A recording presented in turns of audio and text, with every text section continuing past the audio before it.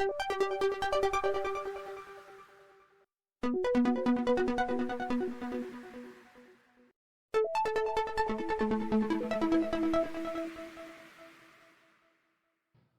to Ask a Coroner, inside the coroner's office, the podcast where we answer the questions people have always wanted to ask about death investigations.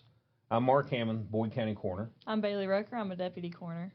For many years, I've worked in death investigations, and one thing I've learned is that people naturally are curious about what we do, and they want to know exactly what happens at the coroner's office. In this podcast, we'll answer real questions from the public and talk about how death investigations really work. Mark's been my mentor for many years, probably more years than he's wanted to be, but he's also responsible for probably 95% of my knowledge. So if you're wanting to get educated, this is definitely the place to be. And I think probably a question that you get asked the most is what comes with your coroner title.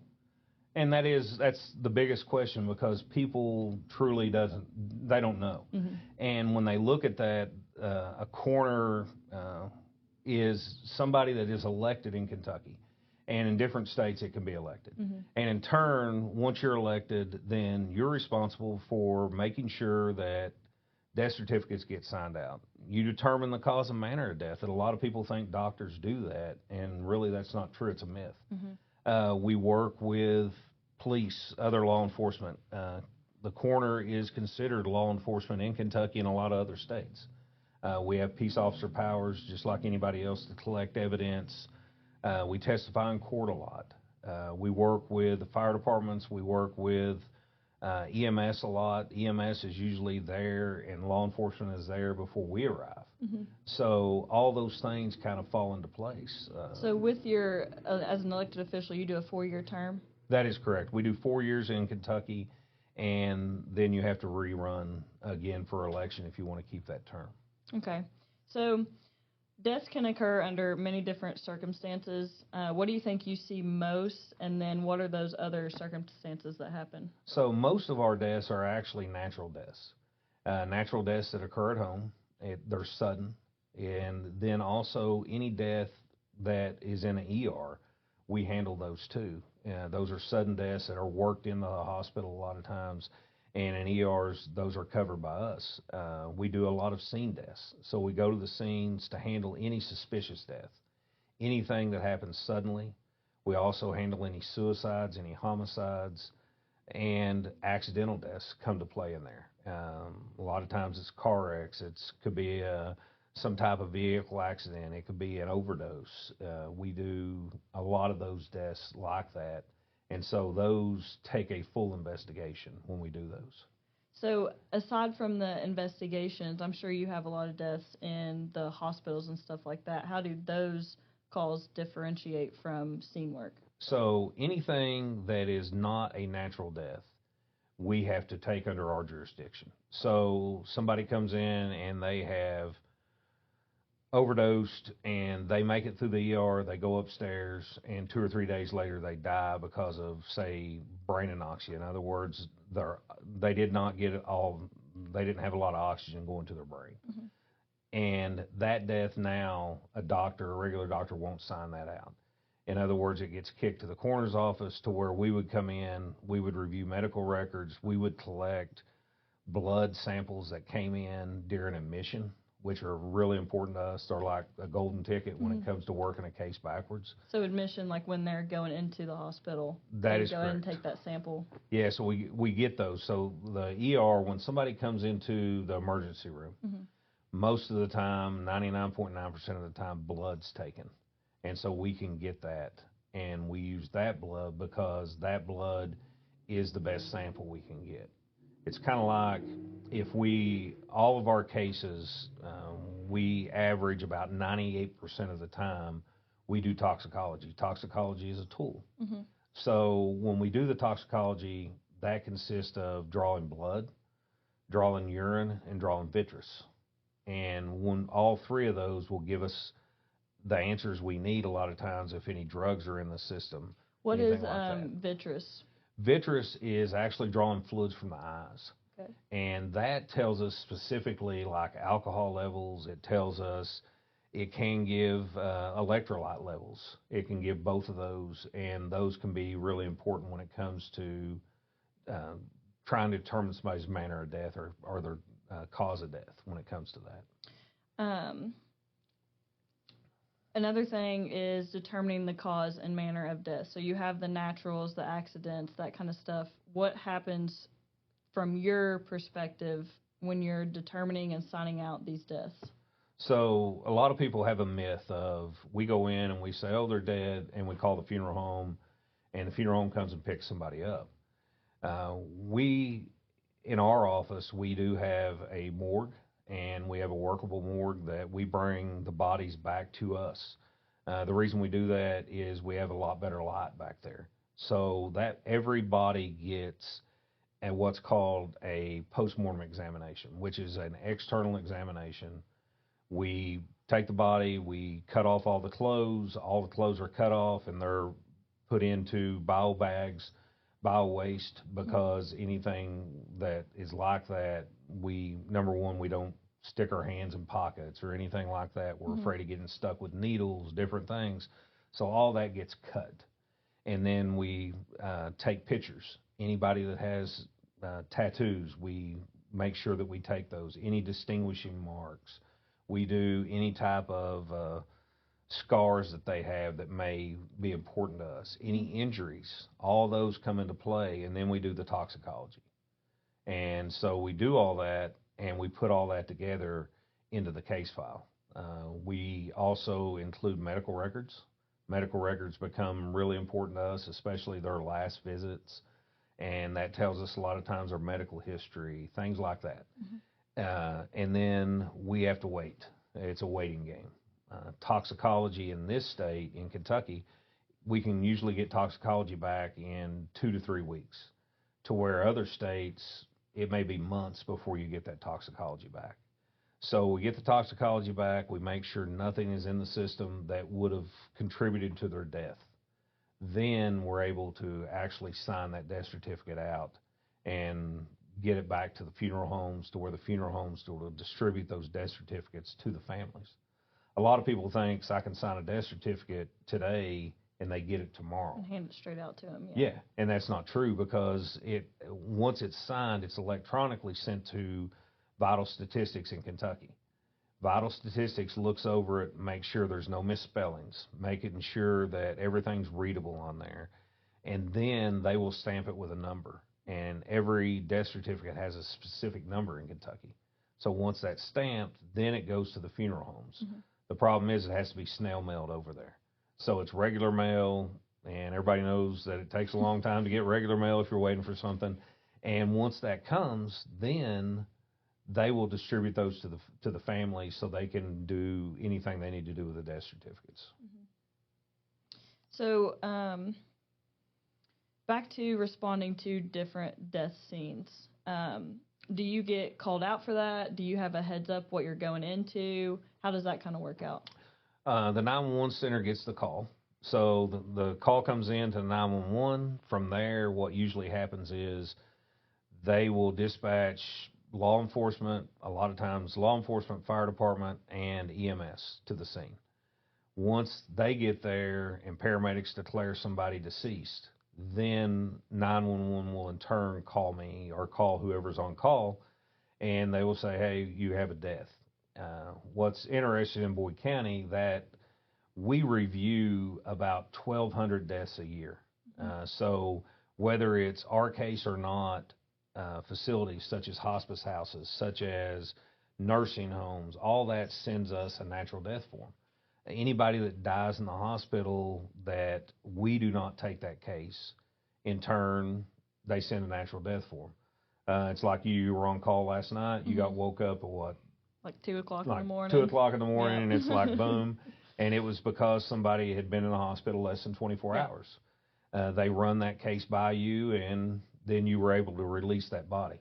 So we review all those to make sure that nothing falls into our jurisdiction, such as somebody that falls and breaks a hip would be a classic example of that. They fall, they break a hip, they have surgery, they end up in the hospital, and they have a blood clot, and the blood clot kills them. that now is considered an accident instead of a natural death, because what really started that death was them breaking their hip, and then the blood clot was what killed them. And that's how you're talking about working a case backwards, going up to the actual starting point to get your actual answer. Exactly. You have to have all those answers. If we can't get all those answers, then that case gets sent off for autopsy. And that's how we get our answers a lot of times. If a case goes for autopsy, you're looking, instead of a 2 to 3 week period of getting a death certificate, now you're looking at least 45 days, because they have to do the autopsy, and then the medical examiner fills out their part, and then we eventually get it. A classic example would be, most of the time we have those back in 45 days. Kentucky is really good, and they have great MEs, our medical examiners, that work tirelessly to make sure they take care of everything. In Kentucky, you're talking almost 10,000 deaths a year. And a normal medical examiner's office will autopsy probably over 2,000 of those in a year. That's a lot. And for them to fill out the paperwork and get it back to us in a timely manner compared to other states is pretty cool. Especially with Kentucky, because Kentucky works in like a regional office instead of having a medical examiner in each county, or having that extra resource that you can just take them to right here.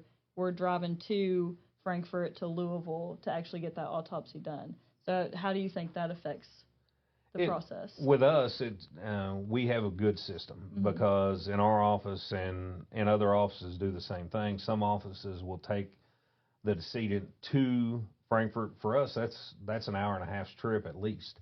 So we go there one way is an hour and a half, and what we do is leave early in the morning. The death occurs today. That death will come to our office. We will do everything that we need to do, and then it goes in our cooler, and it'll be there till in the morning. Early in the morning, it leaves and goes to Frankfort. Once it's there, they do the autopsy, and we bring it straight back. So Kentucky is very efficient when it comes to that. We used to have 4 medical examiners' offices. That got cut down to 2. Right now, there's still 2. There's one in Louisville, one in Frankfort, and in turn, they're building one in northern Kentucky, which is going to take a big stress off them. But the problem is, medical examiners are highly educated, and these are forensic medical examiners. You know yourself, that's one of the things that you wanted to do. Well, that's what I wanted to start as, and then, whoo. And then you fell in love with the office, and then right? I loved it here. I loved getting to interact with the family, so here I stayed. There you go. With that, interagency, collaboration, communication, everything is so important in this line of work. So how do you maintain that on the scene, to autopsies within the office?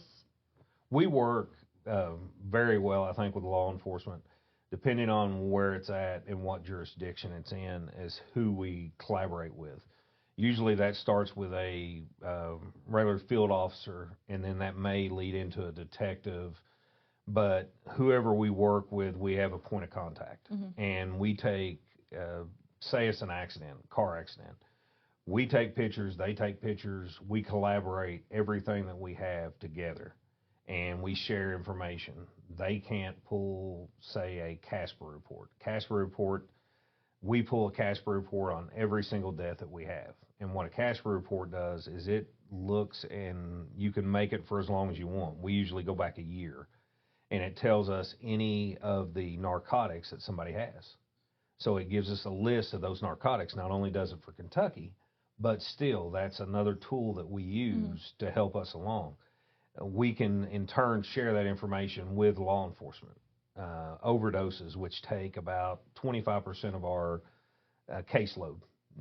With an overdose, one of the first things we want, or law enforcement wants, is a phone, because a phone tells us a whole lot, and that phone is in turn taken as evidence, usually by law enforcement, to where they can in turn get it to forensics to see maybe where they bought the drugs. They can see who sold it to them. They can see who else are maybe on their friends list, who is dealing with those drugs. Things like that become very important to us when we try to help prosecute a case. So with that, being a law enforcement agency also, you can collect evidence. So how do you determine if you collect it or the police department that's on that scene collects it? One of the big things, if it's a phone or something like that, they have more expertise than we do. Mm-hmm. If it's a weapon, a lot of times we have them take the weapon just for the simple fact we're such a small office that we don't want to get in the habit of finding storage for those. We do have an evidence room, and the evidence room's usually full with personal property instead of quote evidence. Mm-hmm. But say it's a suicide and it's a hanging, and somebody has hung themselves, we want whatever they use to hang themselves with, whether that be a belt, a rope, or anything like that, because we will use that. We measure that out. We measure to make sure that they could get up there to even do that. We look at the knot, the way it's tied, different things like that, that on somebody that's not trained will know that. You got to, with a coroner, the whole object is they are trained and they are made to investigate nothing but death. Specifically death. Yeah. And you've seen this several times probably, and what ends up happening is a lot of times is a detective or a police officer is trained to investigate several things. We're trained to investigate nothing but death. Mm-hmm. So there's a lot of times that we will see things that somebody else don't. Mm-hmm. That's where the specialty comes into play. It is like a specialty. Mm-hmm. It's like you have a doctor, and if that doctor specializes in orthopedics, then and you broke a leg or an arm or whatever you've broke, you're going to go to the orthopedist. You're not going to go to a regular doctor. It's the same thing with death investigation, and it's a huge myth out there that death investigators truly are specialists in their field, and in turn, they're the ones that's going to have to say, well, that body's been moved or the body hasn't been moved. And there's different ways that we look at all that we're going to talk in other episodes, exactly how we figure that out and how we look at those things. Absolutely. And I think that's where you have such an advantage because of your experience with the fire side, with the EMS side. You have this array of knowledge from all these different services that can even help you more on the investigative side, where you can say the fire started there or this medical condition could have contributed to this. Well, and a lot of people don't realize in Kentucky, anybody can run for coroner. Yeah. You don't have to have any type of experience. You don't have to be a doctor. You don't have to be a nurse. You don't have to be anything. You can, and in some counties, it's a popularity contest, which makes it really bad when people really learn what the job consists of. Mm-hmm. My background goes back into 1985 when I became a firefighter. And from there, I became an EMT and then a paramedic, and I still carry a paramedic license. And in turn, those are my specialties. Mm-hmm. So you just got your EMT license. One of the big things is in our office, we really push medical because we may have 60% of our cases are true medical cases, and you have to know what makes the body tick. You got to you got to know the systems. You got to know everything about the body and anatomy, physiology, mm-hmm. and the processes of that. The neat thing about going to the hospital to work a hospital death, and we'll do these on other episodes, is we're able to get testing there that we can't get out in the field on a normal test. So that gives us more tools to rule on a death. So we look at every bit of that, but you got to know what to ask for. You got to know when to ask for it and when not to ask for it. So you can use those as tools in the hospital like we do all the time, but you're going to scenes and you really don't know anything. So you're like, oh, do I talk to this person? Do I send them to autopsy? Can I be okay with just doing a postmortem myself at the office and rely on medical records? So kind of walk through that. How does your thought train work? And that's big because from the time we get the call to we finish that call, it was an interesting statistic. And my wife, of course, Lacey's a math brain, mm-hmm. so hers is all statistics. You want Excel, call Lacey Hammond. So it's like, here you go. And so she figured up a normal case, not anything anything special, just a normal case, you're looking at 10 hours of investigation. By the time you look at it, get your pictures, everybody gets a postmortem no matter what. Then, the interviews you have to do with the family, friends, who found them, all that comes into play. Any evidence around there that's going to give you clues. Our office, one of the things that we do as standard procedure is any medications that are labeled to the decedent. So any medications that they're taking that's labeled to them, we take possession of. That comes back to our office, and that medicine count is counted out, and we look for the regimen. So when they take it, we look for when it was prescribed. We look for how much was prescribed, the dosage, who wrote it, and we also look for how much is left in the bottle. That tells us whether somebody has truly taken their medicine like they should, and that could be skewed. Mm-hmm. You know that by counting a lot of, we count pills sometimes for an hour. Yeah. And in turn, we hit like 3,000 one day. Yeah, it's like unreal when you start counting a lot of pills. So it's like the neat thing is all that goes on a sheet, and then we can look and say, okay, there's 120 in the bottle, and there was supposed to be 100. Why is that? Well, we go back and then we talk to the family. Well, because he had 5 left out of this one, or she had 5 left, we dump that into that bottle. But yeah, they take it every day. Somebody gets a 90-day supply that you don't think about, and you're trying to count for 30. So there's a lot of things that come into that play, but it gives us another tool to help determine whether they were compliant with their medicine or they weren't. And so that becomes big for us. So that becomes part of it. But a normal case, you're looking at 10 hours. Mm-hmm. And if you get other cases, it becomes a lot longer, such as finding next of kin. And next of kin is huge for us. And all across the United States, there's such homeless populations and mm-hmm. things like that plays a role into that. Or a lot of times since COVID even, people are shut in. They don't get out like they used to. They stay at home. People don't check on people anymore. And it's crazy that people will be in a house and be deceased for days and sometimes weeks before anybody decides, hey, we need to check on them. Mm-hmm. And, when I grew up, that didn't happen. Mm-hmm. Everybody knew everybody. Well, and it's so much easier now with phones. Everybody's got a phone in their pocket. You can just call them. It's all right. Yeah, call, check on them. You've got so much technology out there. Even somebody that's elderly, there's phones for the elderly that can do that. Mm-hmm. There's FaceTime. There's all kinds of stuff to people stay in contact with. And technology's great, but a lot of times we want that technology to look at it because it'll tell us the last time somebody texted out to somebody, and did they answer, didn't they answer? That becomes a huge thing when it comes to that. Mm-hmm. So all that becomes a big part of our investigation. Yeah. And I think next of kin, differs so much in Kentucky, too, from other states across the U.S. and everything with how the rules actually work and who is actually next of kin and how power of attorney is gone at death. So talk a little bit about that and how you have to deal with it. Yeah, a lot of people don't realize that we come into a house and somebody says that I'm the power of attorney. Mm-hmm. And a lot of people don't realize that stopped at death. You were their power of attorney until they died. Now then it goes back to if they have a husband or wife, if they have a mother and father. The husband or wife trumps the mother and father.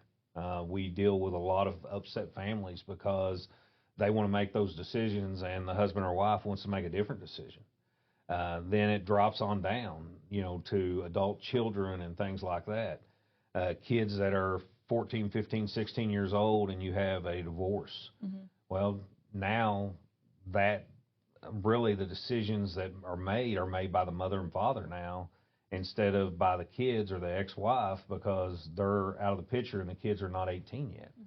Mm-hmm. It's just trying to find family because there's a lot of times that we get that of, I haven't talked to him or her for 10 years. I haven't talked to him for 15 years. They've got so until that happens, what ends up happening with any of our cases is we have to keep them at the morgue until we reach the next of kin. Once that's done, they can turn it over to whoever they want, but they can also take it and tell us what funeral home that person needs to go to. So it becomes a big problem sometimes when it comes to getting somebody moved out of our morgue to a funeral home. And I think with the marriage too that we see all the time, so many people are legally separated now but haven't actually signed divorce papers. So how do you go about dealing with that? That's huge, Yeah. because we run into that all the time. We've run into cases to where somebody's been separated for 10 and 20 years. Well, then and they went on with their life, but they've never bothered getting divorced. So we have to track that down. So we're constantly going, okay, somebody has to know this person, and we start from there and kind of put that together. Another resource that we have is Kentucky State Police has analysts. And these analysts, we can call and say, hey, we need this information if you can help us. And they are absolutely godsends when it comes to that a lot of times, because they start tracking down families. We found families in everywhere. When you're looking at, we found families in Wyoming, Oklahoma, Ohio, all these places that totally are different, that you would never think of by putting people, if nothing else, we put people on Facebook. As a last resort. Our Facebook page has over 30,000 followers. It's huge when it goes out. Genealogists, people that deal with genealogy, they are all over it a lot of times when it comes to us putting that up. And we do it as a last resort because everybody wants to help. And it's great because we have found relatives that will give us clues, and it's like just following that little breadcrumb till you finally find where you need to go. So I think I want to kind of veer away from that and go into the prosecution aspect you mentioned at the very get-go. How does that work from your office and your point of view with the interagencies, law enforcement, all this stuff, and using your report to go to court with? Our report is like gold a lot of times. So a normal court case is you're looking sometimes 4 and 5 years out. So what we have to do is we will take that, and when we type up a report, if I die tomorrow, somebody should be able to pick that report up 5 years from now and say, oh, this is what happened, this is where we found the body, this is what it looked like, and these are our final results. The neat thing about us is we went to a cloud-based system for reporting back in 2000, probably 12. And that system is what we use, and I can pull up a report from anywhere. So all the information gets loaded up to the case file, and I can pull toxicology, I can pull a death certificate, I can pull medical records. And so when a family calls me at 8 o'clock at night, I can still be able to pull that up and look at it. But we want our case files. We have different forms for everything. We got forms for everything that we do, from collecting personal property to evidence to next of kin. We have a form that is just an office communications form. So the office manager knows when she comes to work exactly what that case consists of, if there's blood to go out for toxicology, if she needs to pull medical records, anything that has to happen with that case, she already knows what to do with that. And that gives her the information to make sure it flows smoothly. If the case is going to get prosecuted, then the prosecuting, in Kentucky it's a Commonwealth attorney, will take that case, and usually we can participate in a grand jury, but usually we don't. Usually they have our information. And the police, whoever worked that with us on law enforcement, they will go to the grand jury, present the case. Once that's presented, then we go to trial. And they will come in and prep us for trial, to where we go in and have to testify to what all we did. Like I have to testify to the cause and manner. I have to testify to if what I signed the death certificate as. All that is on me. So if I mess that up, I could easily cause somebody to walk free. So we take that very serious and go through those and stay very objective. And we teach, and when I write stuff down, I teach everybody to write nothing but the facts. So if you have all the facts and the evidence, it will lead you to why somebody died. You just have to follow that and never assume anything. I always say that just because somebody has done something bad, or somebody thinks they're bad, or just because somebody's on drugs doesn't mean that's what killed them. It may have contributed to their death a little bit, but you have to work an investigation, whether from the richest to the poorest, the exact same way, and everybody deserves that. And that's the big thing to remember about death investigation. Everybody gets the same investigation, period. I think that's super important. And I think another big question with that is the justification that you can bring to families and kind of clearing their minds at such a grieving time. How do you deal with families in their worst time? That's probably one of the hardest jobs is to give families answers. We live in a society that is a now society. Sometimes we can give you answers now, why somebody died or why we think somebody died. But I want to be 100% sure, and I always tell families, hey, it could be this or it could be this. It could be a medical case. It could be an overdose. It could be a couple of things, and I got to get all the information before I can truly say why somebody died. And so I'm not going to tell you the exact answer now. Give me a day. Give me a week. Give me till everything gets back, because what you don't want to do is give families false hopes. You have to be truthful with them, and you have to make sure that they understand it's an investigation like anything else. And back to the death certificate side, you may say something right here on that day and then get all the evidence back that you need, sign that death certificate out as something completely different. And we've heard that. I mean, we've heard horror stories of where that's happened in other offices, at other places, and we don't want to be, I don't want that to happen. As an investigator, I want to make sure once I give my final answer, I have something to back that up, and I have the evidence to back that up of why. Here's the facts, and you may not like it, but this is why somebody died. Or this is why they died, and I can give that to you pretty quick if I've got everything I need.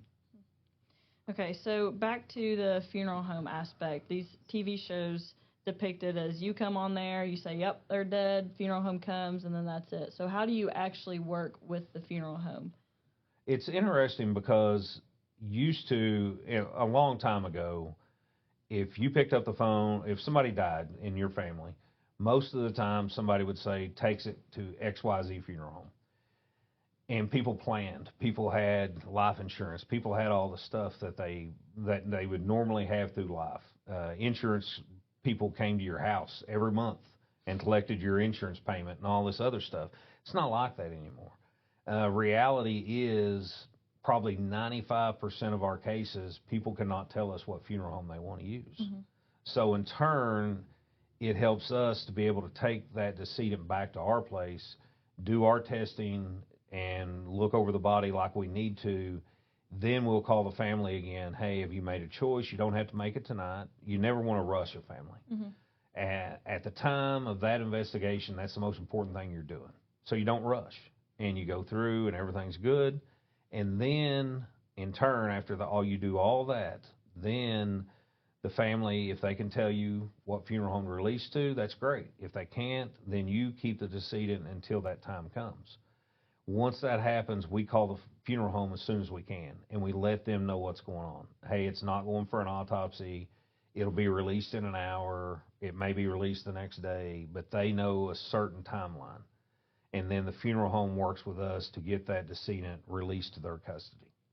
So that's another one of those agencies you have to stay in communication with. Yes.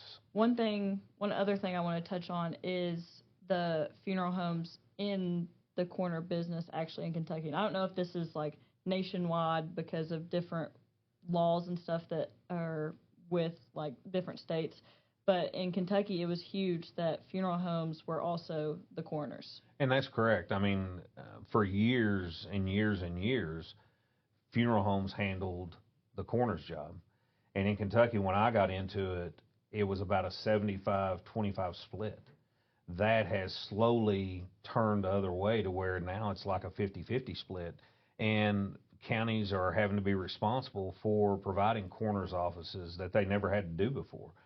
Providing transportation to get the decedent to autopsy or just from the scene. I've had people say, well, why does it take more than one person to move a body? And my answer is, have you ever moved a body? And, it's hard. People don't die beside a door to where you can slide in and get. A lot of times, we always have EMS staying to help us lift. We have fire departments that come out when we need extra hands. There's a lot of things that go into that. And the funeral homes are, in smaller counties especially, are still there, and they're doing the corner work. Mm-hmm. And they do great work, but it's truly an investigative office, and it's went to that now compared to the way it used to be several years ago. Okay, my last question before we have our closing thoughts are there any specific businesses or agencies that you work with in this field that really help families, help you, anything like that? We work with a lot of cleanup agencies, and when I say cleanup, they've got involved into bio cleanups. A lot of people that are found deceased in houses, people need somebody to come in and clean that up so the house is safe and different things like that. So we deal with a lot of companies like that. That's getting more and more. Mm-hmm. Funeral homes, I think, are huge in who we deal with, and funeral homes, especially in our area, are great to work with. They will help us any way they can. So we look at those two companies as the huge things that we deal with on a daily basis. So we had one sponsor already from SCU Scene Cleanup that has chosen to sponsor this podcast and help us out a little bit. So if any of these other agencies that deal with death investigation or the environmental services, things like that, if you want to reach out and get a commercial on the podcast just to get your name out, we would greatly appreciate it. We're looking for those at all times to keep this going. This is our first one. And the cool thing is we want to build on this every week. So we're going to be dropping podcasts weekly. We're going to try to drop 3 right off the bat. And with those, we're going to build on a subject. We're not going to talk about this podcast. Everybody thinks we're going to talk about different scenes or different, say, cases that we worked. And that's not true. We want people that are curious. That's what we want. We want the public to jump in there and throw questions at us that we can take back weekly and put on the podcast and answer those for you all, to answer your curiosity. Death is always the biggest unknown, and people are always really fascinated by the unknown. So that's why we're doing this. So please support it, get it out there. We're going to be on all podcast platforms, and we're on all social media platforms, and Bailey's going to talk about that a lot. Absolutely. The more you guys can follow and share our pages out on social media, the more it helps us and the more we can give to you all. So make sure that you're following us and sharing our content out on Facebook, Instagram, TikTok. Get the word out and continue helping us grow. And we started the pages when? 2 nights ago? 2 nights ago. Yeah. 2 nights ago, and what's our followers? Within 24 hours, we had, I think, almost 400 on Facebook and TikTok, and now we're breaching 600 on TikTok and 500 on Facebook almost. So it's growing every day, and we really thank you guys for all of your support and engagement, and can only hope for more. TikTok was pretty cool because we had over, 10,000 views? Mm-hmm. 10,000 views, and we could not have done this, and we can't continue doing this without the help of Tri-State Media Services. That's who really got us involved in this. I've always wanted to do a podcast, but this is pretty cool because they've helped us along, showed us what we need to do, and hopefully we're going to continue this by getting some sponsors and keeping it rolling.